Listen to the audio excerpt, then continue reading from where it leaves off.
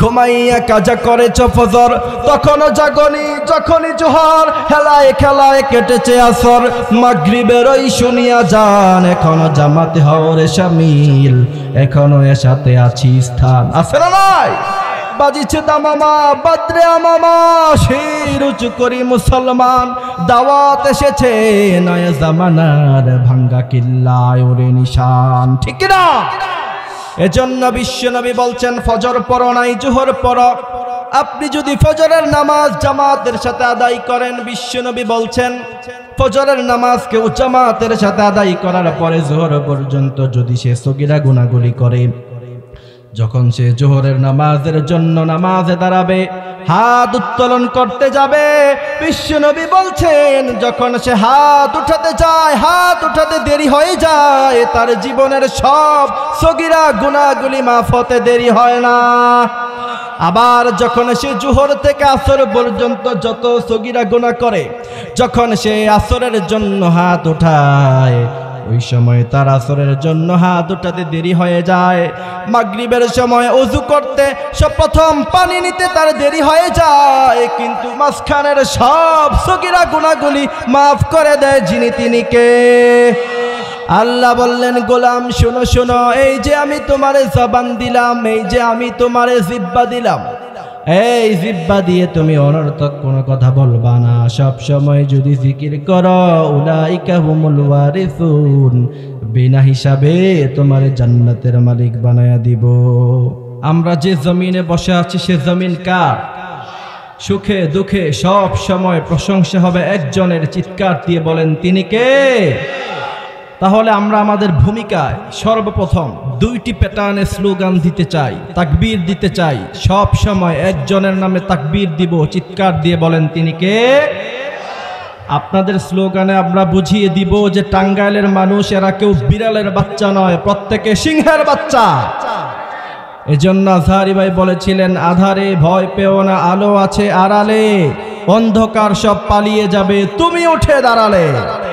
এজন্য সর্বপ্রথম দুইটি প্যাটার্নে আমরা স্লোগান দিব। সর্বপ্রথম বিবাহিত কারা কারা আছেন একটু হাত তুলে দেখান তো। ঠিক আছে মাশাআল্লাহ, সবই বিবাহিত, ঠিক আছে হাত নামান। তাহলে বিবাহিত অবিবাহিত আলাদা করা যাবে না? যাবে? তাহলে সবাই মিলে বিবাহিত অবিবাহিত যারা আছি সবাই মিলে আমরা তিনটি স্লোগান দিব। আমি বলবো লিল্লাহে তাকবীর, আপনারা আপনাদের গলার সর্বোচ্চ আওয়াজ ছেড়ে দিয়ে একজনের নামেই স্লোগান ধরবেন, তিনি কে? রেডি আছেন? খেলা হবে। লিল্লাহে তাকবীর, লিল্লাহে তাকবীর। আল কোরআনের আলো, আল হাদিসের আলো। সংসদে জ্বালানোর প্রয়োজন আছে না নাই? আরো জোরে বলেন আছে না নাই? এই স্লোগান, এই তাকবীর বাংলার জমিনে থাকার প্রয়োজন আছে না নাই?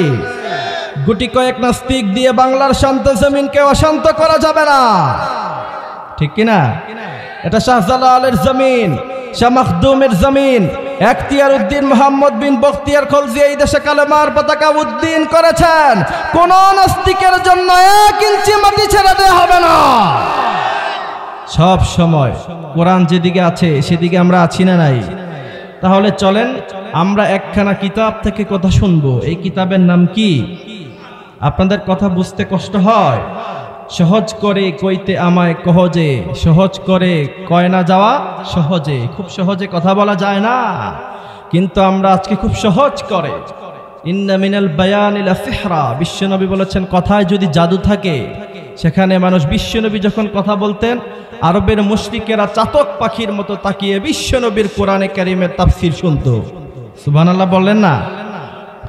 রব্বুল আলামিন বলেন, ইন্নাহু লাকুরআনুন কারীমুন ফি কিতাবিম মাকনুন।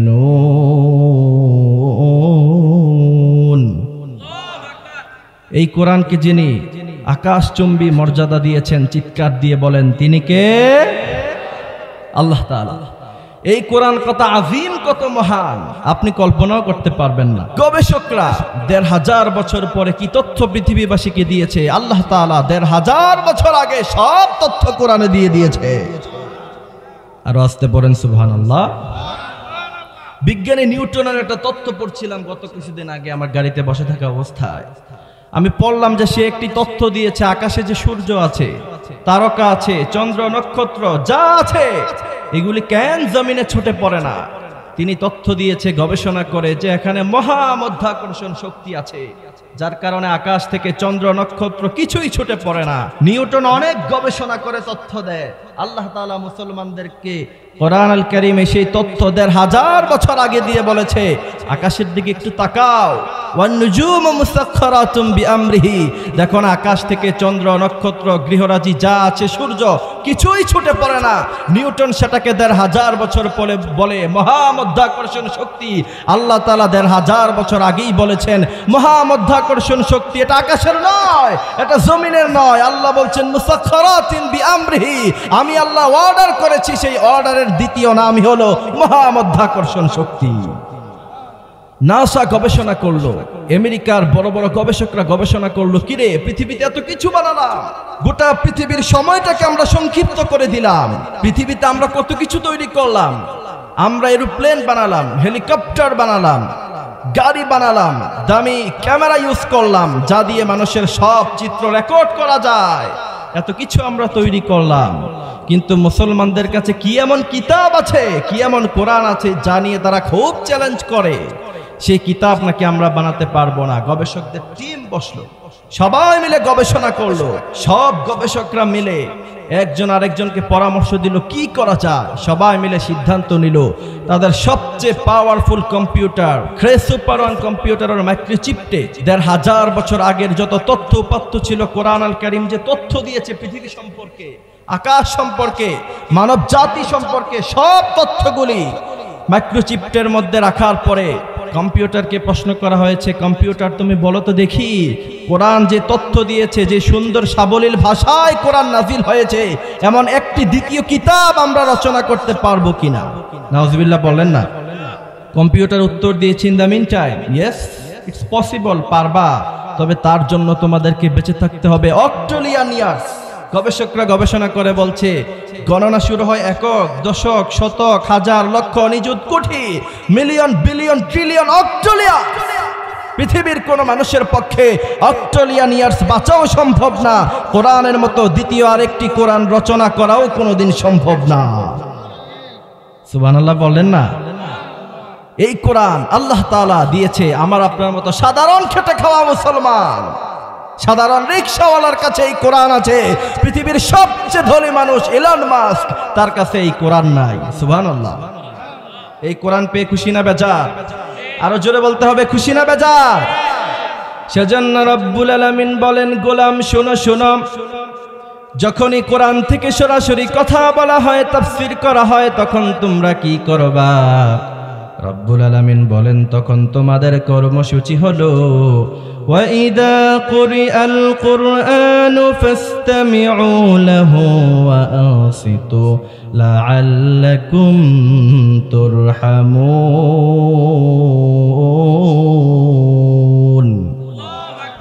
তখন তোমরা কোরআন শ্রবণ করবা, কোরআন বুঝবা। চলেন কোরআন আল কারীমের একটি সূরা থেকে আমরা কিছু তাফসীর করব, চমৎকার কিছু কথা বলবো। আল্লাহ তাআলা আমাদেরকে ধৈর্য সহকারে বোঝার, মানার তৌফিক দান করুক, বলেন আমিন। কোরআন আল কারীমের একটি সূরা আল মুমিনুন। আল্লাহ তাআলা সূরাতুল মুমিনুনের প্রথম 10 আয়াতের মধ্যখানে 7টি কোয়ালিটি, 7টি বৈশিষ্ট্যের কথা বলেছেন, আর বলেছেন 7টি বৈশিষ্ট্য কোন সাধারণ মানুষ, একদম গরিব মানুষ, এক বেলা খাবার খেলে তার দ্বিতীয় বেলা খাবারের ব্যবস্থা নাই, সে একটি পোশাক পরলে তার দ্বিতীয় নাম্বার কোনো পোশাক নাই, সে অসুস্থ হলে আইসিইউতে যাবে, তার কাছে সে টাকা নাই, একটু দামি গাড়িতে চলবে, সেই দামি গাড়ি তার নাই, কিন্তু সে যদি 7টি বৈশিষ্ট্যের অধিকারী হয়, শুনে রাখো কিয়ামতের মাঠে বিনা হিসাবে, বিনা নিকাশে, কোনো কাজ ছাড়া, কোনো হিসাব ছাড়া, বিনা হিসাবে আমি আল্লাহ তাআলা তাকে জান্নাতের মালিক বানায় দেব। সূরাতুল মুমিনুনের 2টি বৈশিষ্ট্য আছে। সাইয়েদানা ওমর থেকে প্রথম বৈশিষ্ট্য এসেছে যে সাইয়েদানা ওমর রাদিয়াল্লাহু তাআলা আনহু বলছেন, বিশ্বনবীর উপরে যখন কোরআনে কারীমের আয়াত নাজিল হতো, তখন আমরা সেটা লাইভ বুঝতে পারতাম। আমরা বিশ্বনবীর পাশে বসে থাকতাম, আর এমনই সময় বিশ্বনবীর উপরে যখন কোরআনে কারীমের আয়াত নাজিল হয়, মৌমাছি গুঞ্জনের ন্যায় ছোট্ট ছোট্ট আওয়াজ করলে যেমন শব্দ শোনা যায়, বিশ্বনবীর উপরে যখন ওয়াহী নাজিল হয় ওই সময় এরকম মৌমাছি গুঞ্জনের ন্যায় ছোট্ট ছোট্ট আওয়াজ শোনা যেত। বুঝতে পারছেন কি সে দৃশ্য? আল্লাহু আকবার। আমরা দোয়া করি, আল্লাহ আমরা যারা ১৫০০ বছর পরে বিশ্বনবীর ভালোবাসায়, কোরআনের ভালোবাসায় টাঙ্গাইল নাগরপুরের আজকের এই মাঠে কোরআন থেকে তাফসীর শুনলাম, এমন একটা দৃশ্য কিয়ামতের মাঠে আপনি আমাদেরকে দেখায়া দিয়েন। আরো জোরে বলেন আমিন। সাইয়েদনা ওমর বলছেন, ইয়া রাসূলুল্লাহ, এই যে সদ্য নাজিলকৃত আয়াত আপনার উপরে নাজিল হলো, আমাদেরকে একটু তেলাওয়াত করে শোনান। বিশ্বনবী সাইয়েদনা ওমরের দিকে না তাকিয়ে সরাসরি তিনি কিবলার দিকে তাকালেন। কথা বুঝতে পারতেছেন? সরাসরি তিনি কিবলার দিকে তাকিয়ে বিশ্বনবী পড়লেন, আল্লাহুম্মা জিদনা ওয়ালা তানকুসনা ওয়া আকরিমনা ওয়ালা তুহিন্না ওয়া আ'তিনা ওয়ারদি আন্না। বিশ্বনবী এই দোয়া পড়লেন। এরপরে সাইয়েদনা ওমরের দিকে তাকালেন, তাকিয়ে বললেন, ও ওমর শোনো, এই যে আমার উপরে মাত্র এক্ষুনি আমার উপরে সূরা মুমিনুনের প্রথম 10টি আয়াত নাজিল হয়েছে, এখানে আছে 7টি বৈশিষ্ট্য, যদি কেউ জীবনে ধারণ করে আল্লাহ তাআলা, ওমর শোনো, তাকে বিনা হিসাবে জান্নাতের মালিক বানায় দিবে। এরপরে দ্বিতীয় নাম্বার বৈশিষ্ট্য, পৃথিবীতে আল্লাহ তাআলা যা বানিয়েছেন, সাইয়েদনা কাব বলছেন, কোনো কিছুই আল্লাহ তাআলা নিজ হস্ত মোবারক দ্বারা তৈরি করেনি। শুধুমাত্র 3টি জিনিস এমন আছে যা আল্লাহ তাআলা নিজ হস্ত মোবারক দ্বারা তৈরি করলেন। সুবহানাল্লাহ বলবেন না? কথা বুঝতেছেন? 3টি জিনিস আল্লাহ তাআলা নিজ হস্ত মোবারক দ্বারা, নিজ হাত মোবারক দ্বারা, বরকতময় হাত দ্বারা আল্লাহ তাআলা তৈরি করলেন। সুবহানাল্লাহ। সর্বপ্রথম তাওরাত, এই তাওরাত কিতাবটাকে আল্লাহ তাআলা নিজ হাত দ্বারা লিখলেন। দ্বিতীয় নম্বরে সাইয়েদনা আদমকে আল্লাহ তাআলা নিজ হস্ত মোবারক দ্বারা তৈরি করে গোটা মানব জাতির সম্মান বুঝিয়েছেন। সুবহানাল্লাহ। তো আল্লাহ তাআলা সাইয়েদনা আদমকে বানিয়েছেন আমাদের আদি পিতা, আমাদের জাতির পিতার নাম কি? মিল্লাত আবিকুম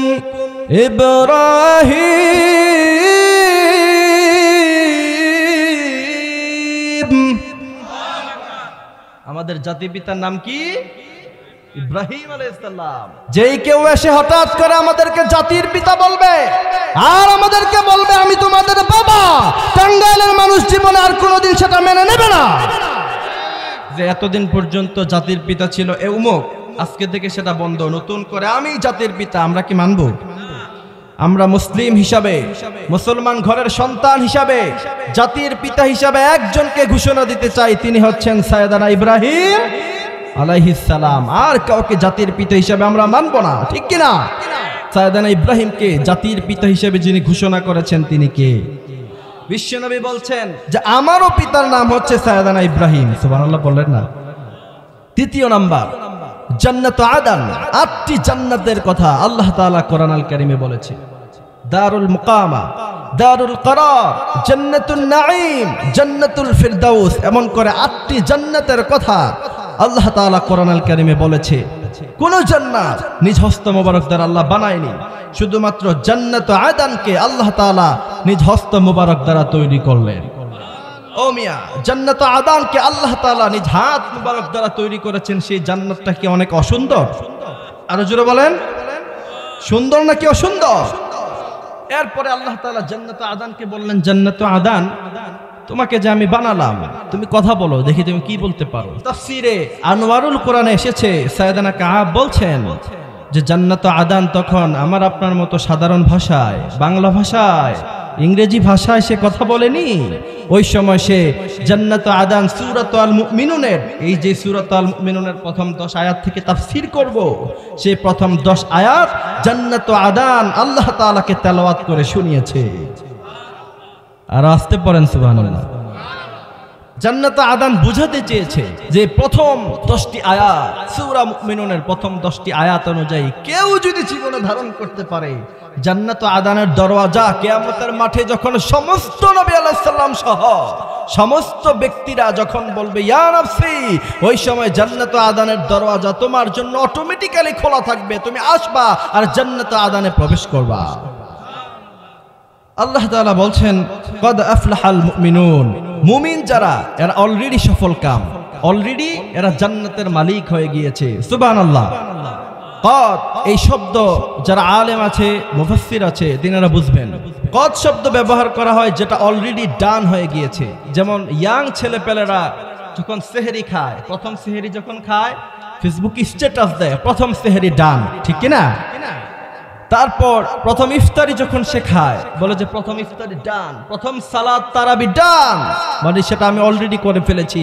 আল্লাহ তাআলা বলছেন যে অলরেডি ডান, 7টি বৈশিষ্ট্য তোমার মধ্যে আছে, তুমি জান্নাতের মালিক।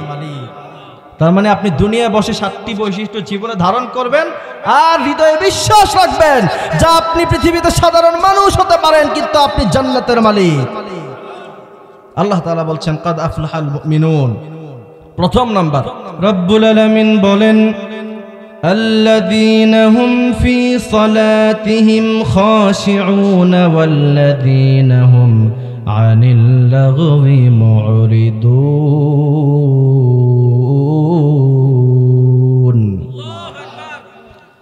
আল্লাহ তাআলা বলছেন প্রথম নাম্বার বৈশিষ্ট্য অনেক সহজ, আল্লাযীনা হুম ফি সালাতিহিম খাশিউন। প্রথম বৈশিষ্ট্য হলো কেউ যদি খুশু খুজুর সাথে ধীরস্থির ভাবে, নম্রভাবে, ভদ্রভাবে কেউ যদি শুধুমাত্র 5 ওয়াক্ত সালাত আদায় করতে পারে, অলরেডি দুনিয়ায় বসে থেকে সে জান্নাতের মালিক হয়ে যাবে।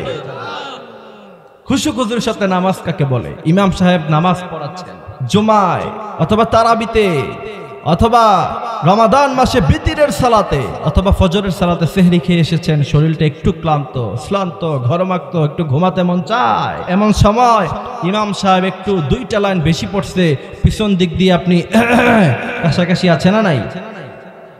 কথা বলেন না কেন, আছে না নাই? এটা খুশি খুজুর সাথে নামাজ হলো? হয়নি। সেজন্য রব্বুল আলামিন বলেন ও গোলাম শোনো শোনো, কেউ যদি বিনা হিসাবে জান্নাতের মালিক হতে চায়, সে যদি চায় যে সে মারা যাবে আর জান্নাতের মালিক হবে, সে যেন 5 ওয়াক্ত সালাত খুশি খুজুর সাথে বড় নম্র ভাবে, বড় ভদ্র ভাবে সে যেন আদায় করে। আর যারা বড় নম্র ভাবে, ভদ্র ভাবে যারা 5 ওয়াক্ত সালাত পড়বে বিনা হিসাবে, তাদেরকে জান্নাতের ঘোষণা দিয়েছেন কে? সেজন্য রব্বুল আলামিন বলেন আল্লাযীনা হুম ফি সালাতিহিম খাশিউন।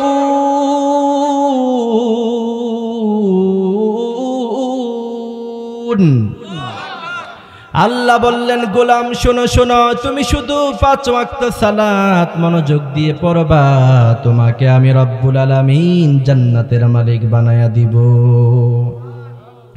বিশ্বনবীর এক সাহাবী মসজিদে নববীতে নামাজ পড়লেন। বিশ্বনবী ওই সাহাবাকে ডাকলেন, বললেন ও সাহাবা তুমি এদিকে আসো। ওই সাহাবী আসলেন, বললেন ইয়া রাসূলুল্লাহ আপনি বলেন। বিশ্বনবী বললেন তোমাকে দূর থেকে দেখলাম তুমি নামাজ পড়েছো, কিন্তু তোমার নামাজ হয় নাই, তুমি আবার নামাজ পড়ো। খুশু খুজুর সাথে নামাজ কাকে বলে এটা শিখাচ্ছেন বিশ্বনবী সাল্লাল্লাহু আলাইহি ওয়াসাল্লাম। ওই সাহাবী আবার নামাজ পড়লেন। বিশ্বনবী বললেন ও সাহাবা তোমার নামাজ হয়নি, তুমি আবারও নামাজ পড়ো। ওই সাহাবী আবারও পড়লেন। বিশ্বনবী এমন করে তাকে 3 বার বললেন ও সাহাবা তোমার নামাজ হয় নাই, তুমি আবারও নামাজ পড়ো। এরপর ওই সাহাবী বললেন ইয়া রাসূলুল্লাহ এর চেয়ে ভালো করে নামাজ, এর চাইতে চমৎকার করে নামাজ ইয়া রাসূলুল্লাহ আমি আর পড়তে পারি না। বিশ্বনবী তখন তাকে ডেকে বলছেন আসো আমি তোমাকে নামাজ পড়া শিখাই। আল্লাহু আকবার। বললেন এই যে দেখো আমি কিভাবে নামাজ পড়ি, আমি কিভাবে রুকু করি। সল্লু কামা রাআইতুমুনি সল্লি, আমাকে যেমন ভাবে তুমি নামাজ পড়তে দেখেছো ঠিক তেমন ভাবেই তুমি নামাজ আদায় করবা। আজ থেকে 1500 বছর আগে বিশ্বনবী তাকে যেমন ভাবে নামাজ শিখিয়েছেন, আমরা টাঙ্গাইলের মানুষ, সাধারণ মানুষ 1500 বছর পরে ঠিক একই ভাবে নামাজ পড়ি। এই কারণে আলেমদের থেকে খুশি খুশির সাথে নামাজ কাকে বলে এটা শিখবেন। হাতটা এমন ভাবে উঠাবেন, ধীর স্থির ভাবে রুকু করবেন। সিজদার জায়গাটা কোথায় যাবে, সিজদায় যখন আপনি যাবেন আপনার এই কোনই হাত মাটির সাথে লাগবে কি লাগবে না, পা দুটি কেমন করে থাকবে। অনেকে যখন নামাজ পড়ে পিছন দিক দিয়ে দুই পায়ে ভাবে নাচানাচি, আছে না নাই? আবার যখন নামাজ পড়ে এইভাবে একবার ডানে একবার বামে একবার, আছে না নাই?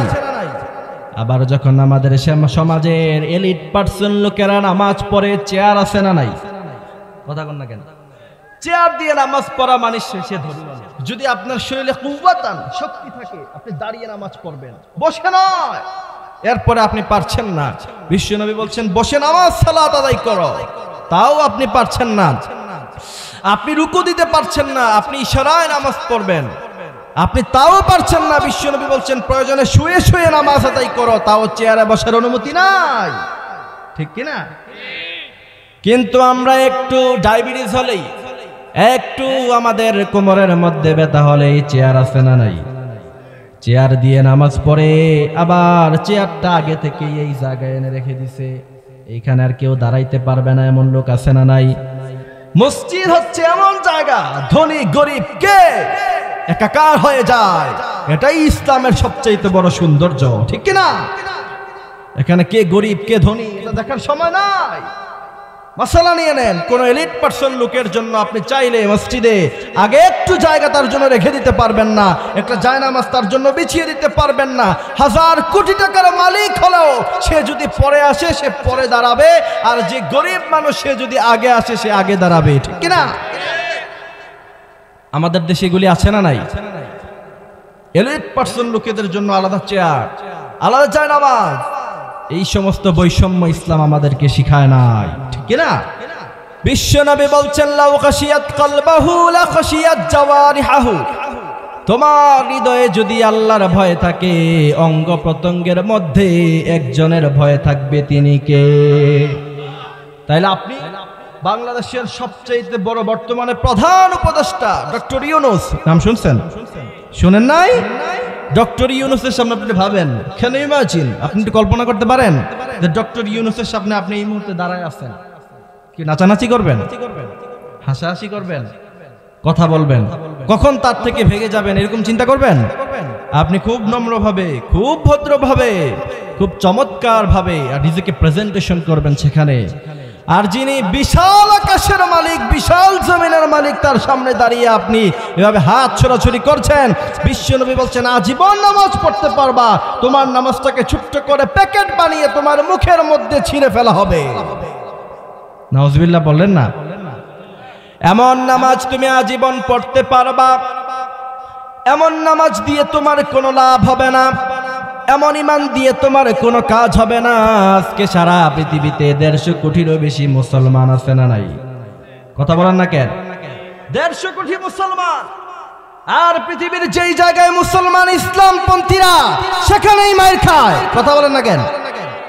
বাংলাদেশের সাধারণ মানুষ থেকে আমি একটা জিনিস খুব সহজে অ্যানালাইসিস করছি, হোক সে বিএনপি, হোক সে আওয়ামী লীগ, হোক সে জামাত ইসলামী, যেই হোক, কিন্তু ইসলামের ব্যাপারে আসলে সবাই এক কাতারে দাঁড়িয়ে যায়।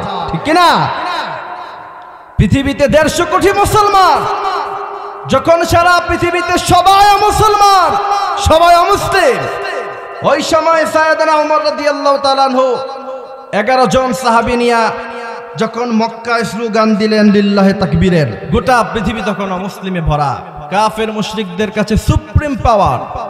আবু সাহেলের ডেরায় গিয়া সাইয়েদনা ওমর রাদিয়াল্লাহু তাআলা 11 জন যুবক নিয়ে আল্লাহর নামের স্লোগান দিয়েছিল। গোটা পৃথিবীর সমস্ত সামরিক শক্তি সাইয়েদনা ওমরের পায়ের নিচে এসে পড়েছিল। ঠিক কি না? এই জন্য আমরা বলতে চাই, টাঙ্গাইলের মুসলমানেরা তৈরি হও, টাঙ্গাইলের সাধারণ যুবকেরা তোমাদের শরীরের রক্ত গরম, তোমরা তৈরি হও। যদি ডাক আসে সাইয়েদনা ওমরের মতো ময়দানে ঝাঁপিয়ে পড়তে হবে, বুকের তাজা রক্ত দিতে হবে। কে কে প্রস্তুত? হাত তুলে আল্লাহকে দেখান।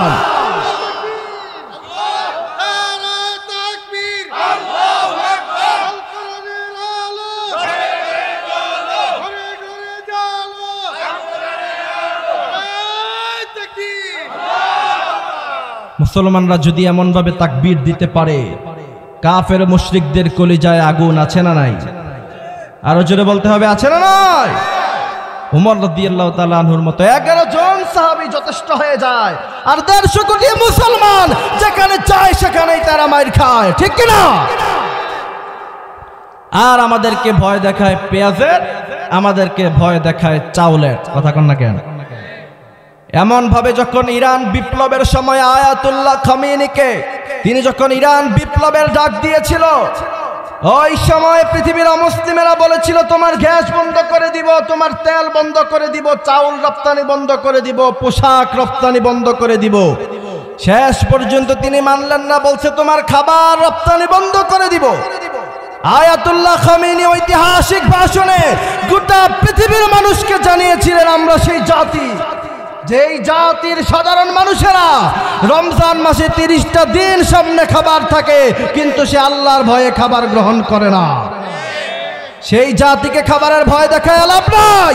তোমাদের খাবারের তওয়াক্কা বাংলাদেশের সাধারণ মুসলমানেরা করে না, কথা কন না কেন?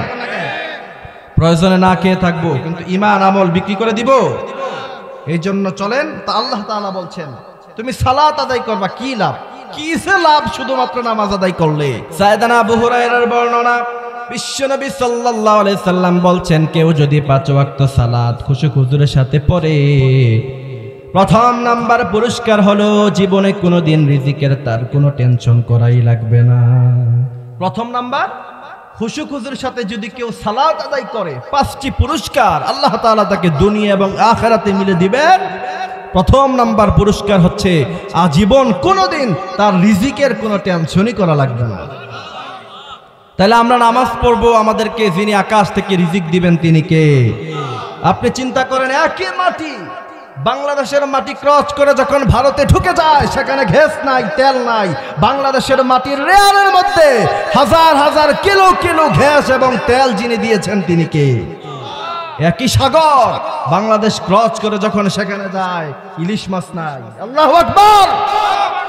তাইলে বোঝা যায় বাংলাদেশের মানুষ সব সময় একজনের গোলামি করে। চিৎকার দিয়ে বলতে হবে তিনি কে? সাইয়েদানা আবু হুরায়রার বর্ণনা, বিশ্বনবী সাল্লাল্লাহু আলাইহি সাল্লাম বললেন, আবু হুরায়রা বলো তো দেখি, তোমার ঘরের সামনে যদি একটা নদী থাকে, অথবা তোমার ঘরের সামনে যদি একটা নালা থাকে, পুকুর থাকে, পুকুর আছে আপনাদের দিকে? যদি আপনার ঘরের সামনে একটা পুকুর থাকে অথবা একটা নদী থাকে, বিশ্বনবী বলছেন তুমি যদি সেখানে 5 বার গোসল করো, তোমার শরীরে কি কোনো ময়লা থাকবে? থাকবে না। বিশ্বনবী বলছেন, আবু হুরায়রা শোনো, 5 ওয়াক্ত নামাজ আদায়কারীর উপমা হলো এমন, কেউ যদি 5 ওয়াক্ত নামাজ খুশু হুজুরের সাথে পড়ে, 5 বার নদীতে গোসল করলে তার শরীরে যেমন কোনো ময়লা নাই। বিশ্বনবী বলছেন, আবু হুরায়রা শোনো, তার জীবনে কোনোদিন কোনো গুনাহের ছাপ থাকবে না। 5 ওয়াক্ত সালাত আদায়কারী শুধুমাত্র সাইয়েদানা আজরাইল আসবে আর তার রোটা নিয়ে যাবে, এরপরে সরাসরি রব্বুল আলামিন তাকে জান্নাতের মালিক বানাইয়া দিবে। এজন্য বিশ্বনবী বলছেন, ফজর পড়ো নাই, জোহর পড়ো। আপনি যদি ফজরের নামাজ জামাতের সাথে আদায় করেন, বিশ্বনবী বলছেন ফজরের নামাজ কেউ জামাতের সাথে আদায় করার পরে জোহর পর্যন্ত যদি সে সগীরা গুনাহগুলি করে, যখন সে জোহরের নামাজের জন্য নামাজে দাঁড়াবে, হাত উত্তোলন করতে যাবে, বিশ্বনবী বলছেন যখন সে হাত উঠাতে যায়, হাত উঠাতে দেরি হয়ে যায়, তার জীবনের সব সগীরা গুনাহগুলি মাফ হতে দেরি হয় না। আবার যখন সে জোহর থেকে আসর পর্যন্ত যত সগীরা গুনাহ করে, যখন সে আসরের জন্য হাত উঠায়, ওই সময় তার আসরের জন্য হাত উঠাতে দেরি হয়ে যায়। মাগরিবের সময় ওযু করতে প্রথম পানি নিতে তার দেরি হয়ে যায়, কিন্তু মাঝখানের সব সগীরা গুনাহগুলি মাফ করে দেয় যিনি, তিনি কে? ঘুমাইয়া কাজা করেছ ফজর, তখনও জাগনি, যখনই জোহর, হেলায় খেলায় কেটেছে আসর, মাগরিবের ওই শুনিয়া যান, এখনো জামাতে হওরে শামিল, এখনো এর সাথে আছি স্থান। আছে না নাই? এখনো এর সাথে আছি স্থান বাজিছে দামামা বাদ্রে আমামা শির উঁচু করি মুসলমান দাওয়াত এসেছে নয়া জামানার ভাঙ্গা কিল্লায় ওরে নিশান ঠিক না এই জন্য আপনি ফজর পড়েন নাই জোহর পড়েন জোহর পড়েন নাই আসর পড়েন নাই মাগরিব পড়েন জীবনের সব গুনাহগুলি ধুয়ে মুছে ছাপ করে দিবেন যিনি তিনি কে ও মিয়া জীবনে কত গুনাহ করছেন কত গুনাহ করেছেন বিশ্বনবী বলছেন মিসলা জাবাদিল পাহাড় সমুদ্রের মধ্যখানে যখন ঢেউ হয় সেখানে যত ফেনা ওঠে এর চাইতে বেশি গুনাহ যদি তোমার জীবনে থাকে তুমি যদি শুধু একবার পড়ো লা ইলাহা ইল্লাল্লাহ আর যদি হৃদয় দিয়ে তাওবা করো জীবনের সব গুনাহ মুহূর্তের মধ্যেই আল্লাহ ক্ষমা করে দিবে এই জন্য 5 ওয়াক্ত নামাজ পড়ার দরকার আছে না নয় এই জন্য যেই দলে নামাজ আছে সেই দলের সাথে আমরা আছি না নয় যেই দলে নামাজের কর্মসূচি নাই সেই দলের সাথে আমাদের কোনো সম্পর্ক ঠিক না এই জন্য আমার ভাইয়েরা প্রথম নাম্বার বৈশিষ্ট্য হচ্ছে নামাজ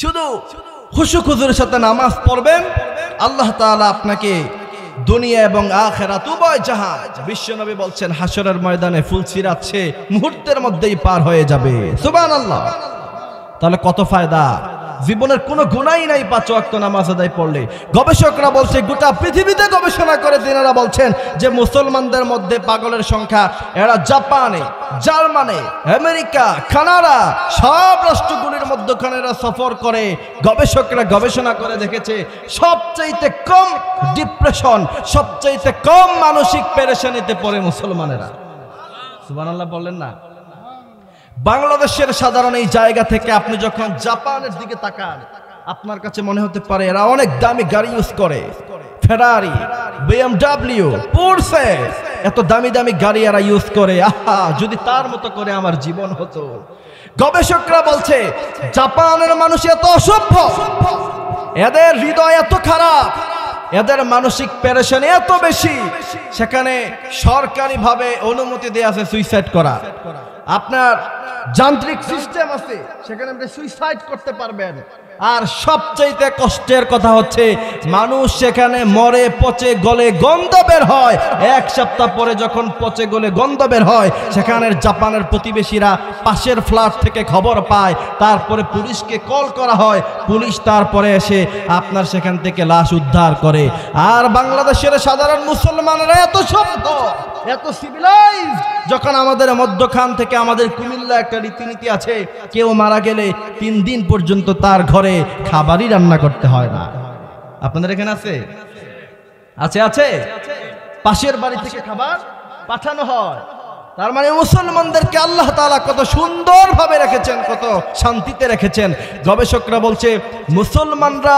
এত কম ডিপ্রেশনে কেন পড়ে এরপরে গবেষকরা গবেষণা করে দেখেছে মুসলমানরা যখন সাধারণত 5 ওয়াক্ত সালাত আদায় করে 5 বার ওযু আছে না নাই করোনা প্যান্ডেমিকের সময় আমাদেরকে বলা হলো পত্রিকায় নিউজ করা হলো খবর দেয়া হলো বাহির থেকে যখন আপনি ঘরে ঢুকবেন আপনি সাবান দিয়ে হাত ধৌত করবেন ঠিক কি না কিন্তু গবেষকরা বলছে মুসলমানরা তো 5 ওয়াক্ত সালাতের জন্য নরমালি তারা ওযু করে যখন তারা মুখ ধোয় মুখের পলিউশন ময়লা দূর হয়ে যায় হাত ধোয় হাতের পলিউশন ময়লা দূর হয়ে যায় আর নামাজের জন্য ওযু করতে গিয়ে তারা যখন মাসহ করে তখন ঘাড়ের যে রগটা প্রচন্ড পরিমাণে গরম হলে প্রেসার বেড়ে যায় আর মানুষ ব্রেন অ্যাটাক করে আর মুসলমানেরা যখন মাসহ করতে গিয়ে হালকা আলতো পানি দিয়ে ঘাড়টাকে মাসহ করে সেই ঘাড়ের গরম রগটাকে মুহূর্তের মধ্যেই যিনি ঠান্ডা বানিয়ে দেয় চিৎকার দিয়ে বলেন তিনি কে কল্পনা করতে পারছেন এই কারণে মুসলমানরা সহজে মানসিক পেরেশানিতে পড়ে না সহজে ডিপ্রেসড হয় না এরপরে গবেষকরা বলছে মুসলমানরা যখন 5 ওয়াক্ত সালাত আদায় করতে যায় যখন এরা হাত ওঠায় হাতের ব্যায়াম হয়ে যায় সুবহানাল্লাহ এরা যখন রুকু করে তখন পিঠের ব্যায়াম হয়ে যায় এরা যখন সিজদায় লুটিয়ে পড়ে গবেষকরা বলছে কোনো মানুষের হাত থেকে যদি ব্রেনটা নিচে নেমে আসে রক্ত সঞ্চালন বেড়ে যায় গবেষকরা বলছে মুসলমানরা যখন সিজদায় লুটিয়ে পড়ে ওই সময় তাদের মাথায় কিছু সেল থাকে যেখানে সহজে রক্ত সঞ্চালন হয় না, কিন্তু মুসলমানরা যখন সিজদায় লুটিয়ে পড়ে আর আল্লাহকে বলে, আল্লাহ আমি আপনার গোলাম, গোলামের ঘরের গোলাম, ঠিক না? গবেষকরা বলছে ওই সময় এরা যখন সিজদায় লুটিয়ে পড়ে মাথার মধ্যে, ব্রেনের মধ্যে নিষ্ক্রিয় যে সেলগুলিতে সাধারণত রক্ত সঞ্চালন হয় না সেগুলিতে রক্ত সঞ্চালন বেড়ে যায়। মুহূর্তের মধ্যেই নিষ্ক্রিয় রগ আর সেলগুলাকে যিনি সক্রিয় বানায়া দেয় তিনি কে? কল্পনা করতে পারছেন? আপনি নামাজ আদায় পড়বেন, কত লাভ, এমন হাজার লাভ আমি আপনাকে দেখাতে পারবো দুনিয়া আখেরাতের। শুধু আখেরাতের লাভ নয়, আপনি আজীবন শুনলেন নামাজ পড়লে আখেরাতের অনেক ফায়দা, হ্যাঁ সেটা আছে, কিন্তু দুনিয়াবি যে কি কি ফায়দা আছে। আজকে আমেরিকা আমাদেরকে সভ্যতার সংজ্ঞা শোনায়, আজকে পৃথিবীর মানুষ আমাদেরকে সিভিলাইজড সভ্য হওয়ার কথা শোনায়, কিন্তু মুসলমানরাই যে সবচেয়ে সভ্য জাতি সেটাই নামাজের মধ্যে প্রমাণ হয়ে যায়, ঠিক না? তারপরে দুনিয়াবি ফায়দার অভাব নাই, অনেক ফায়দা আছে। এরপরে আপনি যখন ফজরের সালাতের জন্য উঠবেন, পৃথিবীর সমস্ত মুসলিম বুদ্ধিজীবীরা এই ব্যাপারে একমত, সকালবেলা যে ঘুমায় না সে জীবনে খুব সহজে সে ধনী হতে পারে, জীবনে সফল হতে পারে, জীবনে সে এস্টাবলিশড হতে পারে। সুবহানাল্লাহ পড়বেন না? আপনি যখন ফজরের সালাত আদায় করে আর না ঘুমাবেন, আল্লাহ বলছেন ফাইদা কুদিয়াতিস সালাত ফান্তাশিরু ফিল আরদ, তুমি ফজরের সালাতের পরেই জমিনে বেরিয়ে যাও। আর বিশ্বনবী বলছেন কেউ যদি ফজরের সালাতের পরেই বের হয়ে যেতে পারে, সবচাইতে আল্লাহ তাআলার বেশি রহমত ফজরের পর হয়, সে অল্প দিনে অল্প সময়ে সে আল্লাহ তাআলা তাকে এস্টাবলিশ ধনী বানায় দিবে। তাহলে কত লাভ, লাভের অভাব নাই। কিন্তু যারা নামাজ পড়ে না, নামাজ কায়েমের আন্দোলন করে না, নামাজকে যারা বন্ধ করে দিতে চায়, আমার ভাইরা এরা আমাদেরকে যা শিখাতে চায় আমরা এগুলি শিখব না। এজন্য বিশ্বনবী বলছেন তুমি যদি 5 ওয়াক্ত সালাত আদায় করো খুব নম্রভাবে, খুব ভদ্রভাবে। বিশ্বনবী সাল্লাল্লাহু আলাইহি ওয়াসাল্লাম যখন নামাজে দাঁড়িয়েছেন, বিশ্বনবীর এক সাহাবী বিশ্বনবীর পিছনে নামাজে দাঁড়ালেন। বিশ্বনবীর ওই সাহাবী বলছেন, বিশ্বনবীর পিছনে নামাজ পড়ার অনেক শখ ছিল আমার, এমন শখ আমাদের আছে না নাই? বিশ্বনবী ইমামতি করবেন, তার পিছনে আমরা নামাজ আদায় করব, এমন একটা শখ আমাদের আছে না? আছে না নাই?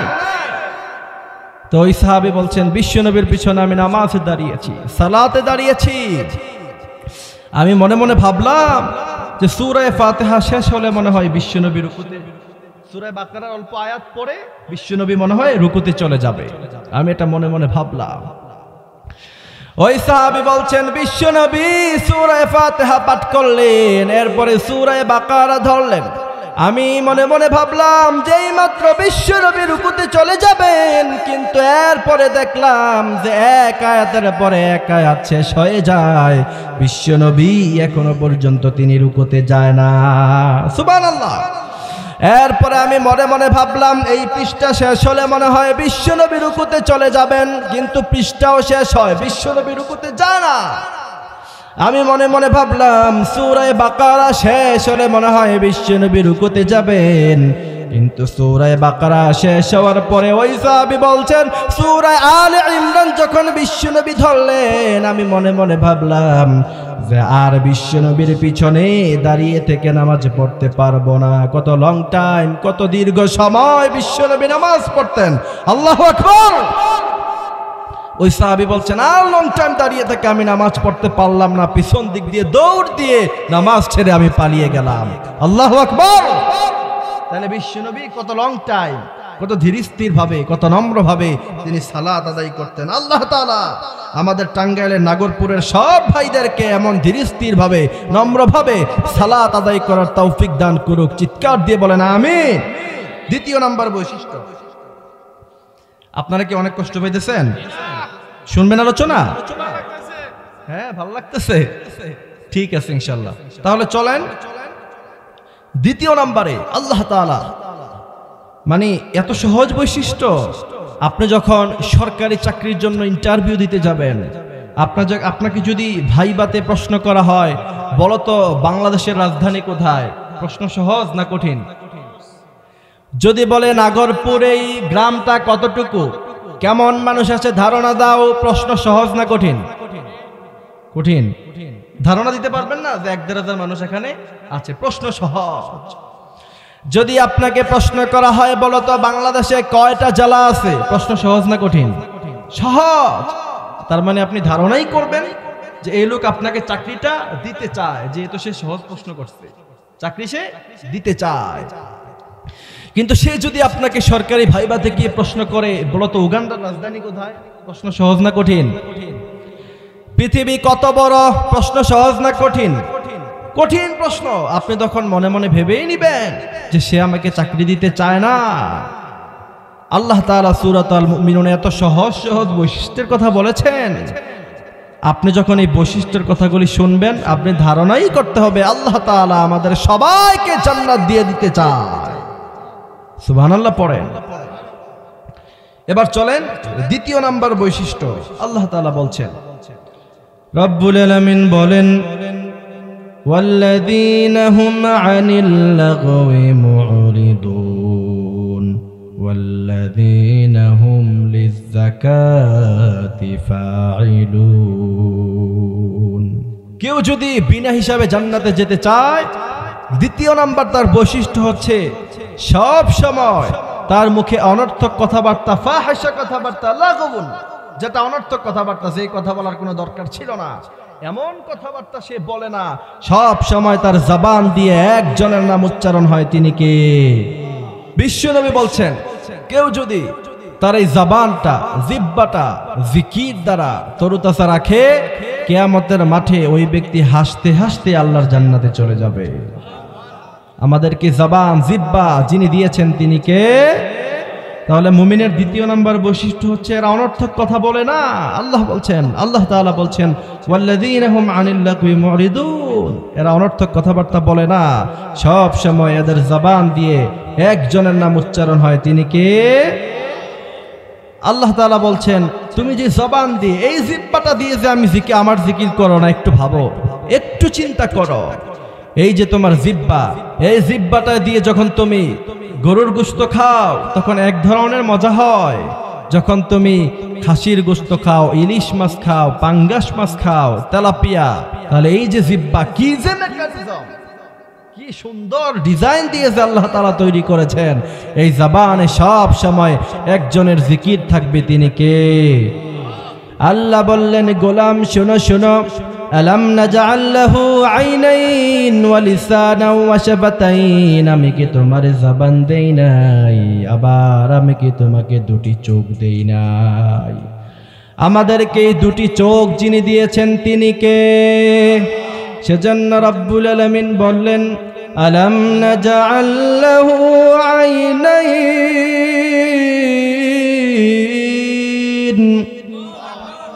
ولسانا وشفتين وهديناه النجدين। আল্লাহ বললেন, গোলাম শোনো শোনো, এই যে আমি তোমারে জবান দিলাম, এই যে আমি তোমারে জিহ্বা দিলাম, এই জিহ্বা দিয়ে তুমি অনর্থক কোনো কথা বলবা না, সব সময় যদি জিকির করো, উলাইকা হুমুল ওয়ারিসুন, বিনা হিসাবে তোমার জান্নাতের মালিক বানায়া দিব। এরপরে তৃতীয় নাম্বার হচ্ছে ওয়াল্লাযীনা হুম লিয-যাকাতি ফাঈলুন। তৃতীয় নাম্বার বৈশিষ্ট্য ব্যবহার, আখলাক, চরিত্র, এটাকে সুন্দর করতে হবে। পারা যাবে? পারা যাবে? বিশ্বনবী বলছেন, কারো সাথে হাসি দিয়ে কথা বলবা, কানাত লাহু সাদাকা, সাদাকা করলে যেই পরিমাণ সওয়াব হয়, ওই পরিমাণ সওয়াব আল্লাহ তাআলা তোমার আমলনামায় দিয়ে দিবে। সুবহানাল্লাহ পড়েন। চতুর্থ নাম্বার হচ্ছে ওয়াল্লাযীনা হুম লিফুরুজিহিম হাফিজুন, লজ্জা স্থানের হেফাজত করতে হবে।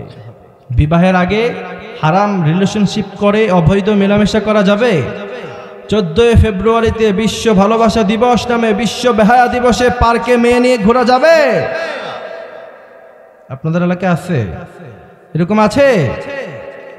আল্লাহ তাআলা আমাদের সব যুবক ভাইদেরকে 14 ফেব্রুয়ারি বিশ্ব ভালোবাসা দিবস নামে বিশ্ব বেহায়া দিবসে 14 ফেব্রুয়ারিতে আমার অনেক মা বোনেরা সেখানে দিনে দুপুরে ধর্ষিত হয়, ঠিক কিনা? অনেক মা বোনেরা সেখানে সেদিন ইজ্জতহানি হয়ে যায়। কথা বলেন না কেন?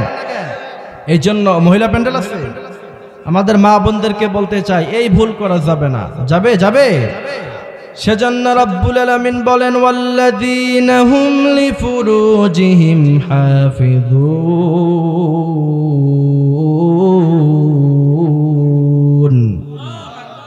আল্লাহ তাআলা বলছেন লজ্জা স্থানের হেফাজত করতে হবে।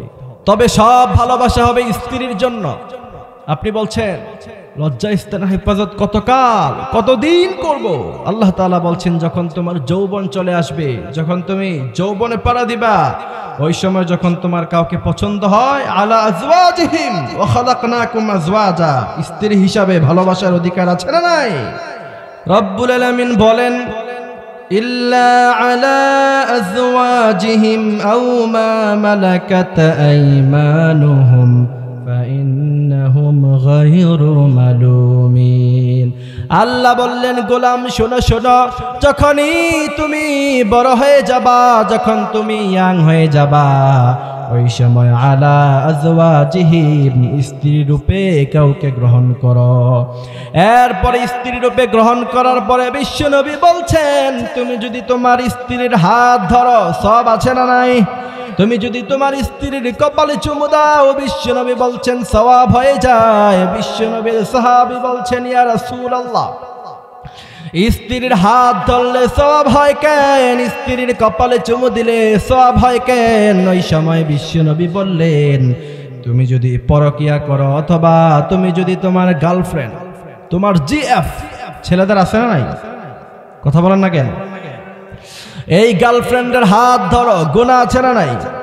বিশ্বনবী বলছেন গার্লফ্রেন্ডের হাত ধরলে যেমন গুনাহ হয়ে যায়, তোমার স্ত্রীর হাত ধরলে তেমন সওয়াব হয়ে যায়।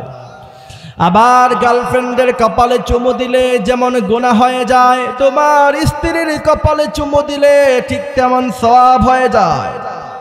আবার সাইয়েদনা মাসউদ বলছেন আন আবি মাসউদ রাদিয়াল্লাহু তাআলা আনহু قال قال رسول الله صلى الله عليه وسلم إذا أنفق المسلم على أهله كانت له صدقة। কেউ যদি তার স্ত্রীর জন্য 1 টাকা খরচ করে, সেটা মসজিদে দান করলে, মাদ্রাসায় দান করলে যেমন সওয়াব হয়, ঠিক তেমন ভাবে রব্বুল আলামিন তার জন্য সওয়াব দিয়ে দেন। স্ত্রীর ফুচকা খেতে মনে চেয়েছে, কিনে দেন, কানাত লাহু সাদাকা, সেটা সাদাকা করার সমপরিমাণ সওয়াব যিনি দিয়ে দিবেন তিনি কে? আবার স্ত্রীর জন্য সাজুগুজু কিনে দেন, সামর্থ্য থাকলে যা চায় তা দেন, বেহিসাব দেন, যিনি সওয়াব দিয়ে দিবেন তিনি কে? আর যদি সামর্থ্য না থাকে বাড়াবাড়ি করা যাবে? আমাদের মা বোনদের মধ্যে বাড়াবাড়ি আছে না নাই?